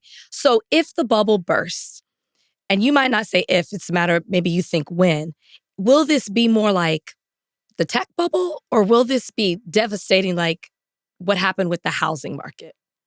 So the great financial crisis was really horrifying because it had millions of regular people that had actually, they got houses they couldn't afford. So there were tons of defaults. There was also a bunch of betting on credit default swaps. So basically people saying, oh, I'm going to bet against the market. I'm going to bet for the market. A bunch of money was piled on top of money. So when everything fell down, banks literally stopped having money. There were banks out of money, insurance companies like AIG who ran out of money. Very bad. This isn't as bad there. Yes, we will enter a recession. And I think this will lead to a prolonged depression in the tech industry because tech has run out of these big ideas. They had the smartphone, they had cloud computing, they had all these things. I'm sure someone believed that AGI would come out of this, but from the very early days, it was kind of obvious it wouldn't. Large language models are not conscious. They are doing an impression through probability of what a person might sound like. And the more you make them compute about something, the less accurate they become, the more garbled they will become, just because of the nature of them. So this subject of AGI, sure, if that was anything to do with this, that would be a worthwhile thing to look at and say maybe that'll come out of this. But in reality, everyone is kind of spinning their wheels. However, my one worry about the market is the market has an unhealthy relationship with NVIDIA. NVIDIA's last quarter, they had 55% year-over-year growth. You would think that they had no money. The reaction to it in some cases was to say, oh, what's going on with NVIDIA? No, I don't like that. If they were to sustain a 55% year-over-year growth situation, in a couple of years, they'd be making $100 billion a quarter. It isn't realistic. It isn't realistic, especially because no one plugging these damn things in is making any money. And they cost a bunch of money up front. The sheer amount of capital required just to make a GPU useful is astronomically different to any bubble we've ever seen. And so it will hit the stock market. It will be bad. Will it lead to the apocalypse? I don't think so.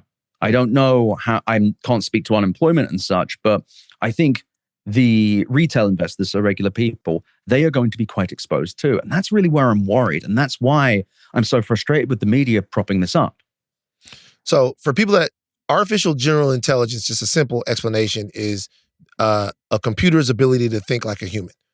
So sure, you ask ChatGPT a question and ChatGPT gives you back a bunch of answers. They're predicting the answers based upon the language that the large language model gets. However, if you told ChatGPT right now to go in and clear out your email inbox and answer, it had to think. That's the difference, right? The bet is that it'll eventually be able to do that. And everyone is saying that it will. Everyone being the tech people. They just give different years. Like Sam Altman, the head of OpenAI, says it'll be 10 years. Elon Musk says it'll be 5 years. Jensen Huang, whoever, I'm not sure if he's actually said it. They're all betting that artificial general intelligence will eventually be possible. Then that creates AI that can cure cancer, that can build a warp drive, that can do all of this stuff. If AGI is not possible, Ed, why are they saying that it is? Are they lying or are they mistaken? Depends who you're talking about. I think Sam Altman's lying. I think that, for example, the head of AI at Meta, Yann LeCun, he said that large language models will not lead to AGI. I think that there are some of them who you could say are just delightfully stupid about it, who are just like, oh yeah, the tooth fairy will be here tomorrow. I think people like Altman are just liars. Altman literally said a few months ago that AGI was not a useful term anymore. Altman said in the past, it's not a bubble. He's now said it's a bubble. Altman changes whatever he needs to say to whoever he's saying it to. He's said he wants to, by 2033, build 250 gigawatts of data center capacity. That's about it's over $10 trillion, I think that would cost. It's more power. It's just not real. And he says whatever he wants and people just quote it is the problem. And so just a real quick thing on AGI as well. So that term thinking, they did a particularly deceptive piece of marketing around a thing called reasoning models. They claim they think. What it actually does is say, regular ChatGPT, you'd say, hey, I need you to do this. And it would say, okay, and spit out an output. Reasoning, thinking, because it will say thinking on the thing. It will say, okay, he needs me to give him a list of different pastas. What would a list like that look like? I should go and do this, and you'll see the chain of thought. That is not the same as AGI. It's kind of a hat on a hat situation. AGI as an idea, this conscious computer, isn't coming. And they're saying, or even hinting about it, because it sends the stock up. It keeps people believing in them. But it is a myth. They haven't proven. We don't even know how human beings think. How the hell are we meant to do that in a computer? We don't. It's a crazy. When I found out, I was like, what? But yeah, we don't know. We don't know how human thinking works. We don't know how intelligence works in people. How the hell are we meant to do it in some conscious computer? And the other thing is with AGI is they keep talking about it in this very, very casual way. But what they're describing is digital slavery. They're saying that we are going to trap a conscious being in the computer and bend it to our will. And no one seems to want to talk about that part. It's a really disgraceful part that's left out. I've read so many AI welfare articles that don't talk about that, but what do you call it when you trap a conscious being in a place and make them do something? Wow. What is that? Right. Hold on for a second. That resonated. Wait a minute. Sam, excuse me. Sam, all you guys want to be the digital slavers. I never thought of it that way before. So essentially what you're saying is then these AGIs will kind of know, they will be able to think, but they'll have if that was possible, yeah. But if they would have to think, but then they would know that they had to do something. I never thought about it as slavery. But it is. I mean, if it becomes, and that's such a scary thought though, right? Like if it becomes what they want it to become, what they're saying it can be, people.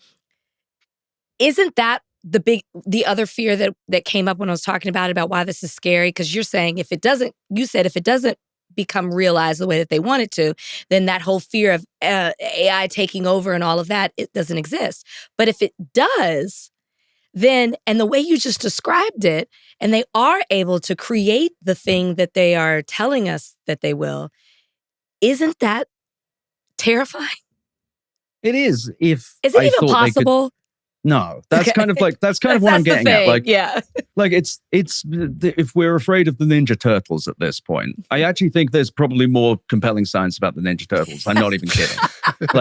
We could probably make a Ninja Turtle faster than AGI. But in all seriousness, there's no proof that what they're doing, because one of the core things is self-learning. Like the whole thing is these models would have to start learning from themselves, which is why a few months ago, Mark Zuckerberg said, yeah, we're seeing signs of the possibility that they might self-learn. Just They've not got anything. So they're desperate. They've bought all of these GPUs, kind of knowing at this point it won't lead to anything like AGI. No one has a beat on how you'd make this. There's a guy called Ilya Sutskever, one of the co-founders of OpenAI, who made a company called Safe Superintelligence. I wish I could get on this. I think he raised $2 billion and promised nothing. He's just like, yeah, I'm gonna build AGI at some point. And everyone's like, yeah, sure is the money, mate. Go right ahead. Is there any other path to artificial general intelligence other than large language models? Is there another technology that uses AGI that could learn and then spit it out? Because we talk about getting to AGI. We've heard about other situations where I guess there was a non-stop AI fucking artificial intelligence cartoon that was going on, and the cartoon started to ask questions about its existence and all of that. Is there a different technology other than large language models that could lead to AGI? So I think are you talking about what was that cartoon example? Was that like a Seinfeld cartoon or it was some kind of... Oh, yes. Yeah. And the AI Seinfeld thing. The AI Seinfeld thing, and then they got to a point to where they started to ask what they were. And people were like, oh, that's a sign that they're considering their existence, which is a sign of advanced intelligence. So with that, you get back to the probability thing. This thing has been churning away, developing dialogue, and then someone says to it, well, what do you think you are? It probably thinks the most likely answer the person asking wants is, oh, I want you to tell me you're alive. That's a reasonable probabilistic determination from there. Because think about it, within the context of the conversation, that makes sense as an answer. There is, like, the most obvious thing to say would be that they're encouraged to be sycophants on some level. They're encouraged to give you what they think you want. So in this scenario, it thought, oh yeah, that's what I want. Like, this person clearly wants me to be alive, so I shall answer as that. Now, the grander AGI purview, truth is, we don't know. There's no real proof that AGI is possible. We don't know how thinking works in people, and we certainly don't know how it works in computers. And we definitely don't have a path to making them learn on their own. They have all sorts of fancy terms about reinforcement learning. The truth is, these things don't even learn like people. When we learn, we apply it to the context of our memory, of our surroundings, our experiences. We learn we may feel good or bad that day. There are so many things that go into committing things to memory. The way they handle it is very one way. They don't reconsider information. They may be told to poke certain databases on the way, but ultimately they're not thinking. They're following chains of actions, even though they may be very complex and require thousands of GPUs in some cases. They still are doing math. And unless we have new kinds of math, we're really not going to get to AGI. Last question for me, for our audience that's listening, and for me personally. What is the final takeaway? What should we take away from this conversation moving forward in our understanding of AI and the economy? That all of those data centers are being built for demand that does not exist. That they have spent hundreds of billions. I think the Magnificent Seven will spend over $400 billion of capex this year. There's about $60 billion of revenue. There's no profits. No one's profitable. Everyone's losing money. OpenAI lost, I think, $4.9 billion in the first half of this year. That's after revenue. That's where we are right now. And the actual efficacy of these models, the things they can do, the practical, actual things, kind of the same as they were a year ago and pretty similar to a year before that. What happens to all those data centers if this bubble goes pop? They go into receivership. They will ultimately be sold on to it. I think that the big cascade effect is going to be when one of these data center projects goes under. And the moment that happens, there's going to be a bunch of cheap GPUs that lower the value of GPUs everywhere. So those big projects, a data center takes about $32.5 to $40 billion and about 2.5 years to build per gigawatt. Every time you read a gigawatt anywhere, that's what you should remember. Because it's nonsense. It's bollocks. They're never going to build them in some cases. And even if they do, based on everything I've seen, the demand does not exist. Everyone's pushing this boulder up a hill for no reason. Wow. Ed, well, this is This is interesting. This is what I've been getting into, guys. This is what I've been diving into. And Ed helped us. If they want to follow everything that you're doing and the alarms that you're ringing, where do they go? betteroffline.com. Okay. And I'm on Blue Sky and I'm on X. I'm on everything. Yeah. Are they coming for you? Are you getting calls from, this is Sam Altman, OpenAI? Oh, no, Mr. Altman has yet to get back to me about an interview for some reason. You've reached out. I know, and they said they consider, and they haven't got back to me. Wow. Well, Sam, where's my camera? Sam Altman, if you don't talk to Ed, you pussy. So we're calling you out right now. If you I saw you talk to Tucker. You do interviews. We've seen you. Jensen Wong, Sam Altman, whoever else, all the SoftBank people, everybody. Talk to somebody who has legitimate criticisms about the economy and the technology that surrounds AI. And Ed, you are that guy. Thank you so much for joining us on Higher Learning. Man. Thank you so much for having me. It's been a pleasure. No problem. That was Ed Zitron. It's good. Great. Cash Money versus No Limit happened.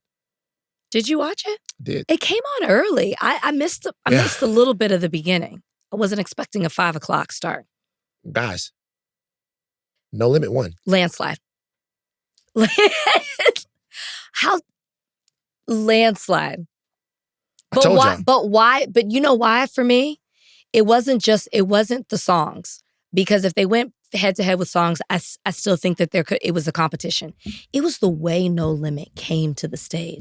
No Limit looked like a like No Limit soldiers. They looked like a family. No Limit looked like a family, guys. Coordinated outfits. Everybody showed up. I was like, is Mia X gonna show up?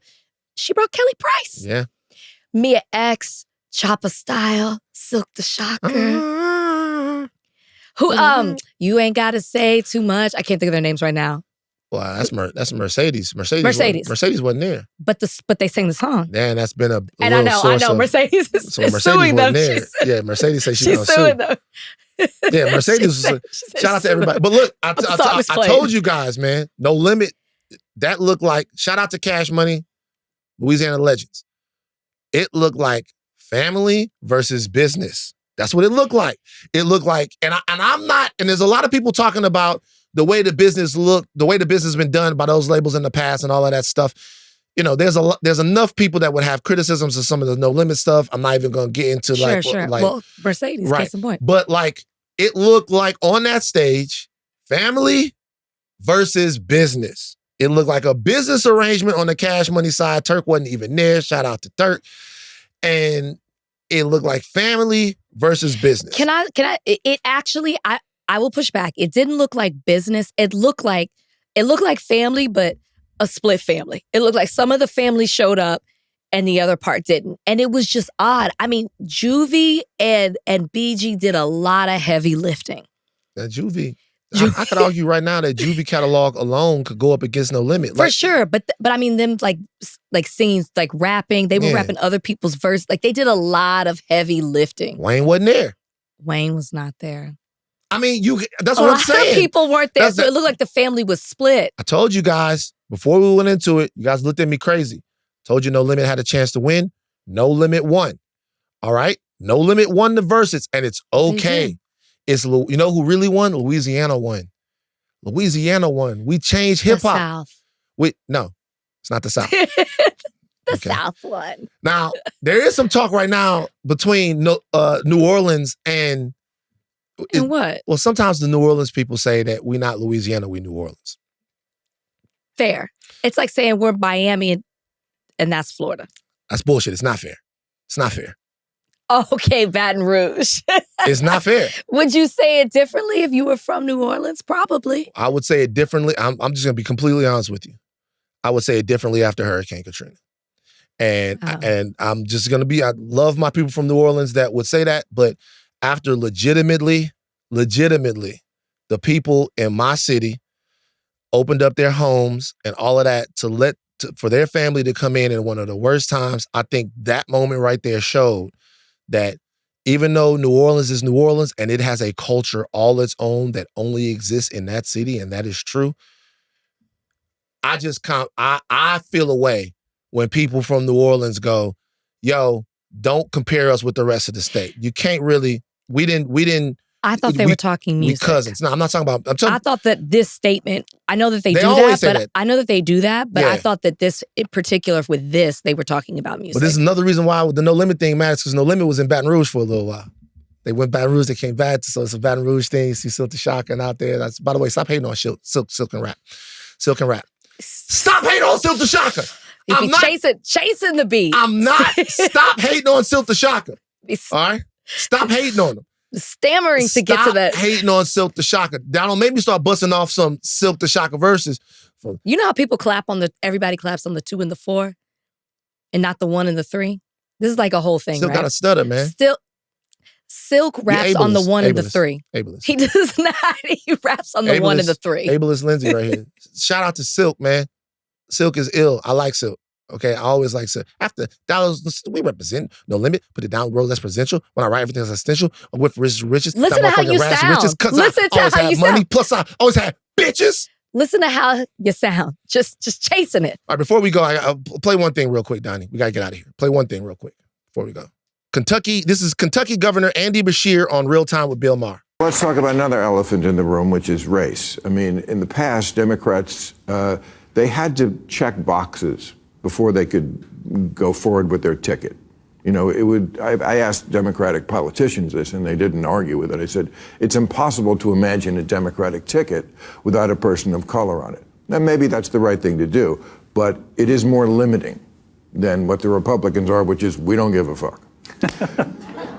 That does make things easier, I guess. Right, but, okay. But I'm just asking, if you were, just hypothetically, at the top of the ticket, would you feel that sort of constraint? Would you say, no, I am the Democratic candidate and I can't have another white man on the ticket? I'd want, number one, to pick somebody who could help govern. You want somebody who would do the best job. Because if you only run for these offices to win, and trust me, you've got to win to do them, then you're not doing it for the right reason. And so you've got to think about who can help me do a little bit more for the American people. Who can add something that I might not have? Who has some experience that I don't have? So I think you're always looking both at winning and at governing. But I think what you're talking about is sometimes the right meaning policies of inclusion can lead to exclusion. Now, the idea is we should be able to pull more seats up to the table, not ask somebody who's been sitting at it to get up and to move for somebody else. Okay, this is directly to some of my white people out there. You will have to move. You will have to move away from the table. The table was built for you a long, long time ago by us. We built the table. We solidified the table. We made the table sturdy so that you and your grandkids, your grandparents, your ancestors, everyone could eat. Everyone ate at the table. They served you when you sat at the table. They pulled your chair out, let you sit, and pushed it back in. You've had enough. You will have to move. I know that sounds really, really, really, really aggressive, but it's a fact. If America is in fact supposed to be a multi-ethnic, multi-racial, melting pot of ideas, you can't hoard seats at the table for a long time. And I do not trust you to add seats. I don't think in a finite sense of resources that very many seats can be added. In order for you to prove that you believe in America, that you believe in sharing community with people, some of you will have to move. And that's that. All right. I like it. We got more stuff coming up. Higher learning. Take your thinking caps off, but do not stop learning. We're sending Luis to the World Series. He doesn't even know yet. He's in the other room. He hasn't even realized yet. We're sending Luis to the World Series. Game 5. He's going. Luis is going. I need to buy those tickets probably right now. Yeah, you probably should. Let's figure that out. Let's figure that out. But it's happening. Luis is going to the World Series. Happening. Take thinking caps off. Do not stop learning. I'm Van Lathan Jr. I'm Rachel Lynn Lindsay. Like, subscribe, share. YouTube. Bye, guys. Bye.